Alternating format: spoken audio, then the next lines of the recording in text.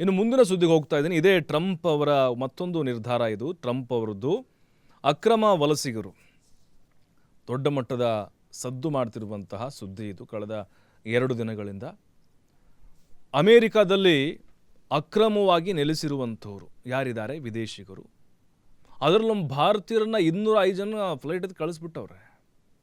ಇನ್ನೂ 17,000 ಚಿಲ್ಲರೆ ಜನ ಗುರುತಿಸಿದಾರಂತೆ.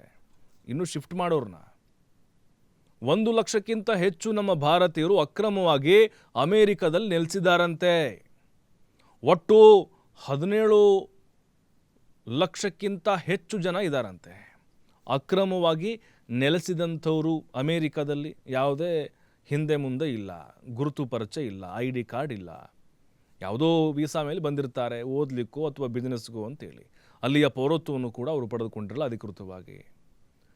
ಬಟ್ ಅಲ್ಲ, ನಮಗೆ ಶಾಕ್ ಇದು, ಬೇರೆಯವ್ರಿಗೆ ಗೊತ್ತಿಲ್ಲ. ಯಾಕಂದರೆ ಮೋದಿ ಟ್ರಂಪ್ ಬಾಯಿ ಅವ್ರು ಮತ್ತೆ ಈಗ ಪ್ರವಾಸ ಹೋಗ್ತಾ ಇದ್ದಾರೆ ಅಮೇರಿಕಾಗೆ ಇನ್ನೂ ಸ್ವಲ್ಪ ದಿನದಲ್ಲಿ. ಆ ಸಂದರ್ಭದಲ್ಲೇ ಭಾರತಕ್ಕೆ ಶಾಕ್ ಕೊಟ್ಟಿದ್ದಾರೆ, ಚಂದ್ರನ್ ತೋರಿಸ್ಬಿಟ್ಟಿದ್ದಾರೆ ಟ್ರಂಪ್. ಈಗ ಮತ್ತೊಂದು ಫ್ಲೈಟ್ ಬರೋಕ್ಕೆ ರೆಡಿ ಆಗಿದೆ. ಹೆಂಗೆ ನಡೆಸ್ಕೊಳ್ತಾ ಇದೆ ಅಮೇರಿಕ ನಮ್ಮನ್ನು? ಅದೇ ರೀತಿಯಾಗಿ ನೋಡಿ, ಸೇನಾ ವಿಮಾನದಲ್ಲಿ ಅವ್ರನ್ನ ಶಿಫ್ಟ್ ಮಾಡ್ತಾ ಇದ್ದಾರೆ. ಅಮೃತ್ಸರ್ಗೆ ಬರಬಹುದು ಫ್ಲೈಟು, ಸೇನಾ ವಿಮಾನ. ಅಲ್ಲಿ ಸುಮಾರು 200 ಜನ ಹತ್ಸ್ಕೊಂಡ್ರೆ ಫ್ಲೈಟಲ್ಲಿ ಅವ್ರಿಗೆ ಒಂದೇ ಟಾಯ್ಲೆಟು.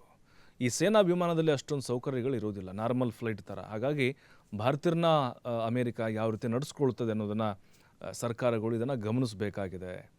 ಅಂದರೆ ನೋಡಿ, ಅಕ್ರಮ ವಲಸಿಗ ನೀತಿಗೆ ಸಂಬಂಧಪಟ್ಟಂತೆ ಬಹಳ ಖಡಕ್ ಆದಂಥ ನಿರ್ಧಾರ ಟ್ರಂಪ್ ಅವರು ತೆಗೆದುಕೊಳ್ತಾ ಇದ್ದಾರೆ. ಇದನ್ನು ಭಾರತ ಕೂಡ ಎಕ್ಸ್ಪೆಕ್ಟ್ ಮಾಡಿದೆ. ಇದನ್ನ ಮೊದಲು ಹೇಳಿದ್ರು ವಿದೇಶಾಂಗ ಸಚಿವರು, ನಾವು ಸಹಕಾರವನ್ನು ಕೊಡ್ತೀವಿ ಅಂತ. ಈಗ ಯಾರ್ಯಾರೆಲ್ಲ ಭಾರತಕ್ಕೆ ಬರ್ತಾ ಇದ್ರು ಅವರ ಪೌರತ್ವ, ಅವರ ಗುರುತನ್ನು ಪತ್ತೆ ಹಚ್ಚಿದಾಗ ಹೌದು ಇವರು ನಮ್ಮ ಭಾರತದವರು ಅಂತ ಗೊತ್ತಾಗಿದೆ.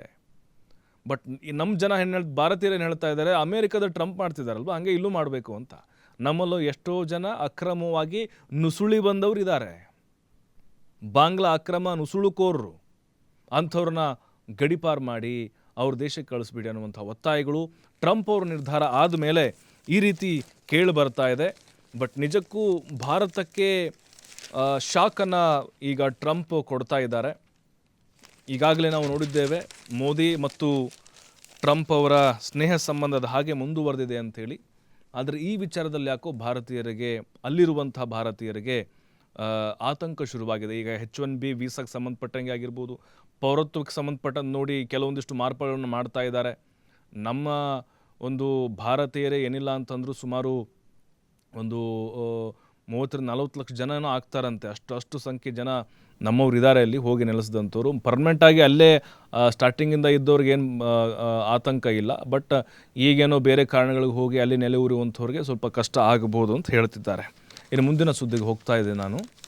ಫೈನಾನ್ಸ್ ಕಿರುಕುಳಕ್ಕೆ ಸರ್ಕಾರ ಬ್ರೇಕ್ ಹಾಕಲಿಕ್ಕೆ ಮುಂದಾಗಿದೆ.